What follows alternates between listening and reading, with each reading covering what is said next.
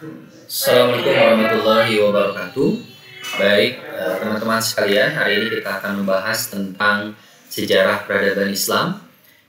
Kita paham bahwa ada istilah jangan pernah lupakan sejarah.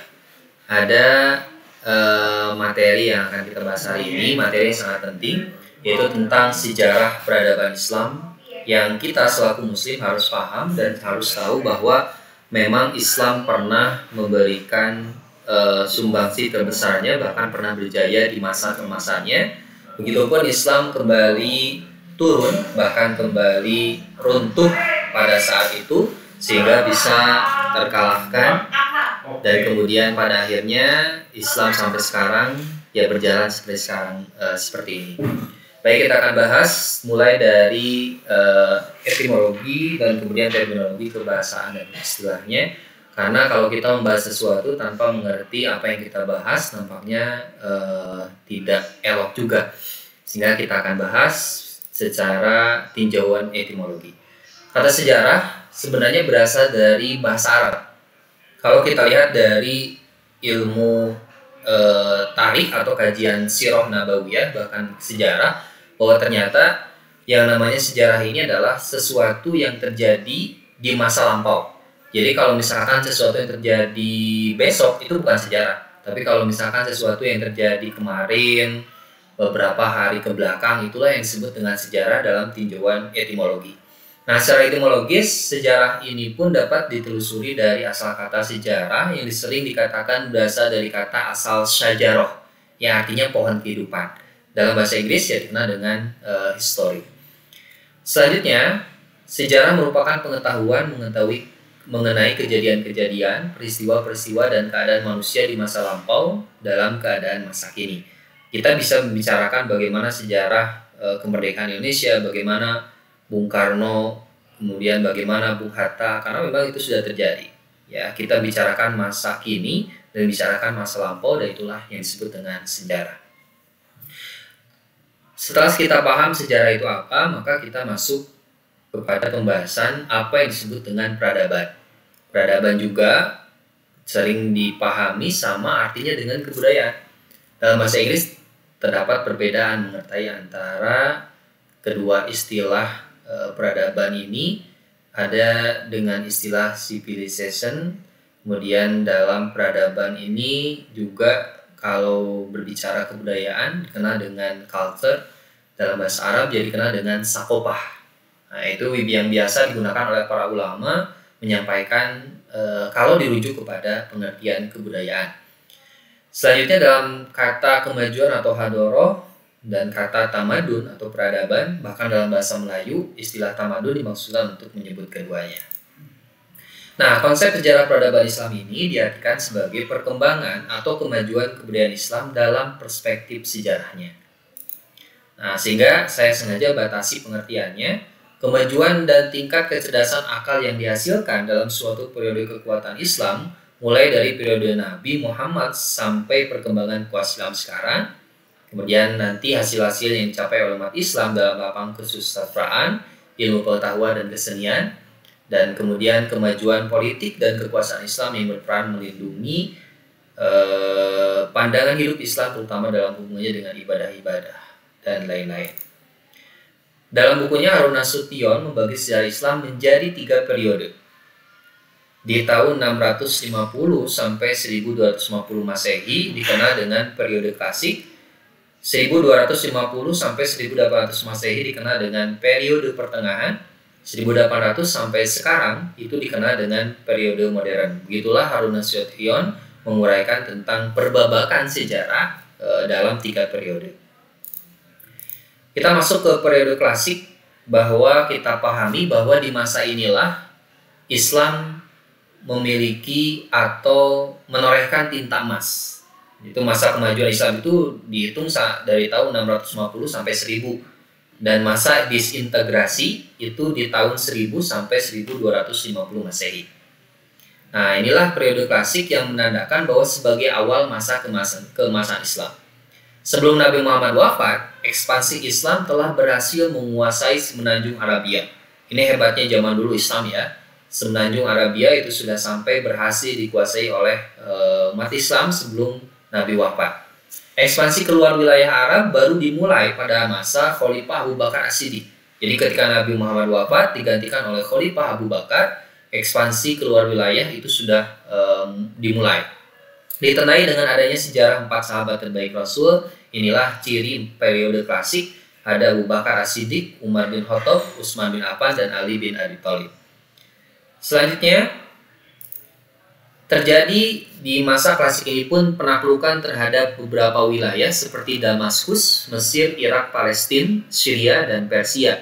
Nah, Palestina yang sedang ramai dibicarakan hari ini ternyata sudah ditaklukkan itu pada masa periode klasik. Nah, setelah Khulafaur Rasyidin dilanjutkan dengan dinasti Umayyah di tahun 661 sampai 750 Masehi. Ekspansi semakin meluas mulai dari Afrika Utara, Afghanistan, Asia Tengah, Pakistan, Turkmenistan, Uzbekistan, itu Islam sudah masuk ke sana.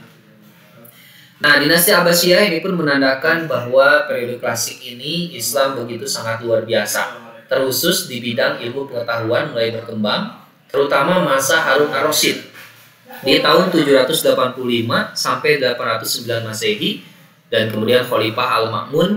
Nah, ini begitu dahsyat perkembangan Islam di masa itu, begitu sangat hebat, terkhusus di bidang ilmu pengetahuan. Munculnya beberapa ilmuwan hebat itu dimulai pada dinasti Abbasiyah. Bagaimana penemuan-penemuan yang konon katanya hari ini itu diklaim oleh orang-orang Barat ternyata ditemukan oleh para ilmuwan Muslim. Nah, ini ya hebatnya orang-orang Muslim di sana, seperti teori penerbangan yang kita pahami di buku-buku sejarah bahwa yang menemukan teori penerbangan itu adalah Quraisy bersaudara. Padahal sebenarnya teorinya itu sudah ditemukan oleh Abbas bin Firnas yang melakukan percobaan hanya melakukan tadabbur Quran di surat Ar-Rahman atau apalah. Ya, satu ayat saja ditadaburi menghasilkan teori penerbangan yang begitu sangat hebat. Nah, ini dinasti Abbasiyah ini jadi puncak ilmu pengetahuan berkembang. Mendirikan Baitul Hikmah, ditandai penerjemahan buku-buku yang berbahasa Yunani ke dalam bahasa Arab. Kemudian dalam bidang kedokteran ada Ar-Razi, kemudian ada Ibnu Sina, yang di Barat tidak dikenal dengan nama Ibnu Sina, tapi dikenal dengan Avicenna. Bahkan Ar-Razi pun tidak dikenal di Barat itu dengan istilah Ar-Razi. Di bidang kedokteran dikenalnya dengan Razes. Dalam kitabnya ada Al-Qanun fi Atib, Canon of Medicine, ya, seperti Ibnu Sina dan lain-lain. Mereka inilah ulama-ulama hebat di zamannya yang menghasilkan bahkan menjadi rujukan kedokteran dunia, ya, ilmuwan-ilmuwan dunia itu merujuk kepada ilmuwan-ilmuwan Muslim. Nah, dalam bidang ilmu keagamaan mulai disusun mulai dari ilmu hadis terkenal dengan nama Imam Al-Bukhari dan Muslim. Bidang fikih ada Imam Abu Hanifah, 4 madhab yang kita kenal hari ini. Nah, ini mulai berkembang pada dinasti Abbasiyah. Ya, Imam Abu Hanifah, para pengikutnya disebut dengan Hanafiyah, Maliki Malikiyah, Imam Syafi'i itu Syafi'iyah, dan Hambali itu Hambaliyah. Nah, inilah torehan tinta sejarah yang luar biasa.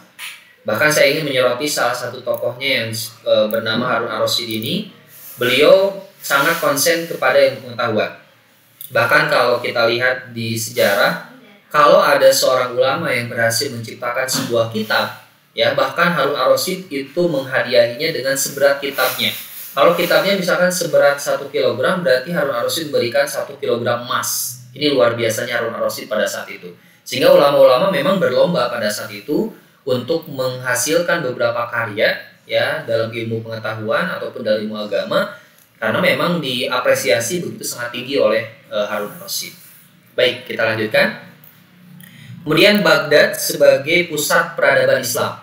Nah, kalau ada di film animasi atau ada Kota Seribu Malam, seperti misalkan film Aladdin, ya, seperti itu ya. Jadi sebenarnya dirujuk kepada Baghdad, ya, ini sebagai pusat peradaban Islam yang begitu sangat luar biasa pada saat itu. Bangkitnya ilmu pengetahuan dalam Islam yaitu pada masa Abbasiyah. Selanjutnya, nah, runtuhnya Bani Abbasiyah. Ya, bagaimanapun kuatnya dinasti pada saat itu, pada akhirnya bisa runtuh juga. Ya, runtuhnya Daulah Abbasiyah ini faktor internalnya adalah mayoritas Khalifah Abbasiyah periode ini lebih mementingkan urusan pribadi. Jadi biasanya periode awal itu benar-benar luar biasa. Ya, Khalifah pertama sampai ke-10 itu benar-benar membangun dinastinya begitu sangat hebat. Tetapi makin ke sini makin dibuai dengan jabatan, kemudian termina bobokan dengan keadaan, hingga akhirnya mereka berpikir, ya kita sedang di atas, tidak mungkin kita ke bawah. Artinya kita tidak mungkin runtuh, kita tidak mungkin hancur, sehingga mereka berleha-leha dengan keadaan. Yang kedua, luasnya wilayah kekuasaan kerajaan Abbasiyah. Nah, Islam karena semakin menyebar ke seluruh pelosok dunia, sementara komunikasi pusat dengan daerah sulit dilakukan. Nah, jadi kan saking hebatnya Islam pada saat itu, jadi negara Islam yang luar biasa itu sudah mencapai hampir separuh dunia, bahkan 3/4 dunia, sehingga perlu komunikasi koordinasi yang luar biasa juga karena memang luas wilayahnya. Nah, itu yang tidak ada pada saat itu sehingga menjadikan runtuhnya Daulah Bani Abbasiyah. Selanjutnya permusuhan antar kelompok suku dan kelompok agama. Jadi permusuhan antara kelompok, antar suku, antar agama itu sudah dimulai zaman-zaman dulu. Kalau hari ini ada orang yang konflik dalam agama atau dalam suku, ya itu sudah biasa. Merajalelanya korupsi di kalangan pejabat kerajaan. Nah, ini pun sama ya. Korupsi hari ini ternyata sudah ada sejak zaman dinasti Abbasiyah atau kekhalifahan dulu. Semakin kuatnya pengaruh keturunan Turki mengakibatkan kelompok Arab dan Persia menaruh kecemburuan atas posisi mereka. Nah, ini mulai ada kecemburuan sosial ya dari sisi keturunan. Faktor eksternal, penyerbuan tentara Mongol di bawah pimpinan Hulagu Khan yang menghancurkan Baghdad. Jatuhnya Baghdad oleh Hulagu Khan menandai berakhirnya kerajaan Abbasiyah. Nah, ini ya faktor eksternalnya. Munculnya kerajaan Safawiyah di Iran, kerajaan Utsmani di Turki, dan kerajaan Mughal di India, ini pun menandai runtuhnya dinasti Abbasiyah. Kita masuk ke periode disintegrasi. Disinilah perpecahan di kalangan umat terjadi. Diterjemahkannya buku-buku ilmu pengetahuan dan filsafat karangan para ahli filsuf Islam ke dalam bahasa Eropa pada abad ke-12 Masehi, kerajaan-kerajaan independen dari khalifah. Jadi mulai ada yang keluar dari khalifah, ya ingin mendirikan negara khusus baru. Nah, inilah cikal bakal masa disintegrasi. Periode pertengahan dari mulai tahun 1250 sampai 1800 ternyata tidak ditemukan perkembangan yang berarti, hanya memperluas kekuasaan Islam ke dalam beberapa wilayah seperti Mesir, India, Turki. Bahkan ini peristiwa yang dahsyat ya, penaklukan Konstantinopel oleh Muhammad Sultan Al-Fatih, yaitu sekitar tahun 1451 dengan sampai 1481 Masehi. Muhammad Sultan Al-Fatih sudah banyak dikisahkan, beliau adalah pemimpin hebat yang memang sudah diprediksikan oleh Nabi. Jadi Nabi akan ada sesosok pemimpin terbaik dengan pasukan terbaiknya yang akan berhasil menghancurkan atau menaklukkan Konstantinopel, dan memang terjadi, yaitu Muhammad Sultan Al-Fatih. Nah, ketiga kerajaan besar di Utsmani di Turki, Safawi di Persia, dan Mughal di India, dan awal berakhirnya perkembangan Islam. Kemudian periode modern sampai sekarang. Hari ini kita Islam sibuk dengan merespon perpolitikan yang rumit. Jadi hari ini kan kita cenderung apalagi netizen ya, hari ini komennya itu begitu dahsyat, tapi tidak memberikan solusi. Barat mulai tumbuh kesadaran untuk menaruh perhatian pada pengetahuan. Nah, Islam sudah mulai turun ya, semangat dari mulai berjuangnya, kemudian dari mulai berkaryanya, sementara Barat itu mulai tumbuh kesadaran untuk menaruh perhatian. Islam berdiam diri melihat kegemilangan Barat, sekarang kan sudah beralih. Kiblatnya bukan Barat malah berkiblat ke Islam, tetapi Islam malah berkiblat ke Barat. Ini yang terjadi hari ini. Bahkan membuat pola perubahan kiblat, pengetahuan dari asalnya ke peradaban Yunani menjadi ke peradaban Barat. Dan ini yang terjadi juga ya. Sejumlah tokoh Islam melakukan pembaruan pemikiran untuk mengembalikan kejayaan Islam. Nah, seperti tokoh-tokoh pembaruan Islam ada Muhammad Abduh, Rashid Ridho, Jamaluddin Al-Afghani, Said Ahmad Khan. Kemudian di kita ada muncul seorang ulama hebat, pencetus beberapa ormas besar di Indonesia. Kalau kita kenal dengan Ormas Muhammadiyah, kita pasti kenal dengan Kiai Haji Ahmad Dahlan. Bahkan sudah ditipikan judulnya Sang Pencerah. Nah, jadi teman-teman jangan nonton Korea berjam-jam, 2 jam, 3 jam, 4 jam, sementara kita nggak tahu sejarah Islam Indonesia seperti apa. Bahkan tokoh-tokoh dahsyat yang pernah ada, pernah berjuang ya dalam kaitannya Islam di Indonesia, kita tidak tahu. Kiai Ahmad Dahlan yang belum nonton, ada filmnya Sang Pencerah. Selanjutnya ada Kiai Haji Hashim Asy'ari. Beliau sebagai sosok yang luar biasa juga, pendiri Ormas Nahdlatul Ulama atau dikenal dengan NU. Nah, beliau pun sudah difilmkan ya dalam film Sang Kiai. Ya, silakan ditonton bagi yang belum nonton. Dinamika peradaban Islam tidak akan lepas atau jauh dari politik, sosial, dan budaya, sehingga harus kita pahami bahwa Rasulullah atau Nabi Muhammad pernah menorehkan tinta emas dan berhasil membawa peradaban jahiliyah kepada peradaban ilmiah atau peradaban akhlakiyah, itu karena memiliki beberapa asas dalam masyarakat Islamnya. Yang pertama, Nabi Muhammad menekankan al-ikho atau persaudaraan. Jadi penting nih dalam masyarakat Islam rasa persaudaraan ini. Yang kedua ada al-musawwah atau persamaan. Rasulullah dengan tegas mengajarkan bahwa seluruh manusia adalah keturunan Adam yang diciptakan Tuhan dari tanah. Yang selanjutnya ada tasamu, toleransi, saling menghargai satu sama lain. Tasawur ada musyawarah, at-ta'awun ada tolong menolong, al-adalah keadilan. Nah, inilah asas-asas masyarakat Islam yang harus kita pahami dan otomatis harus kita implementasikan agar memang terwujud Islam yang kita harapkan, Islam yang memang kita dambakan menjadi Islam yang berjaya, yang sekaligus bisa membuktikan bahwa Islam memang bukan agama yang sekedar teori, tetapi memang lebih kepada implementasi. Baik, cukup saja untuk materi tentang sejarah peradaban Islamnya. Mudah-mudahan bisa memberikan kebermanfaatan bagi kita sekalian.